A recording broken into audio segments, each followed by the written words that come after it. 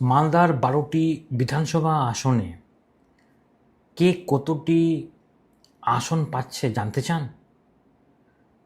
নমস্কার, সালাম। আমি মোস্তাফিজুর রহমান, একজন পলিটিক্যাল স্ট্র্যাটেজিস্ট, এবং আমাদের এই প্রিডিকশন আর্টিকেলস 142-র উপরে নির্ভর করে এবং অনেক প্রার্থী, অনেক অনেক ভোটার্সের নাম, যে 27 লক্ষের মধ্যে নাম কাটা হয়েছে এবং তার আগে সমীকরণ পুরোপুরি আলাদা, এবং এর পুরো এই আর্টিকেলস আমাদের সুপ্রিম কোর্ট রায় দেওয়ার পর এটা পুরোপুরিভাবে আলাদা দেখা দিচ্ছে। তার উপরে একটা প্রিডিকশনস রয়েছে, আপনারা অবশ্যই দেখুন।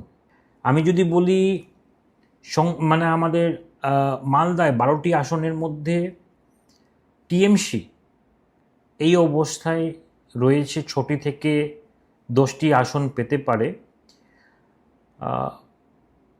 যদি এই ক্ষেত্রে একটা কন্ডিশন রয়েছে যেগুলো 27 লক্ষের মধ্যে প্রায় 2,30,000 বা 37,000 ভোট যে মালদা ডিস্ট্রিক্টে মাইনাস করা হয়েছিল, তারা যদি ভোট দিতে পারে তবেই এই আসন, সম্ভাব্য আসনটা তারই উপরে নির্ধারণ করা হয়েছে।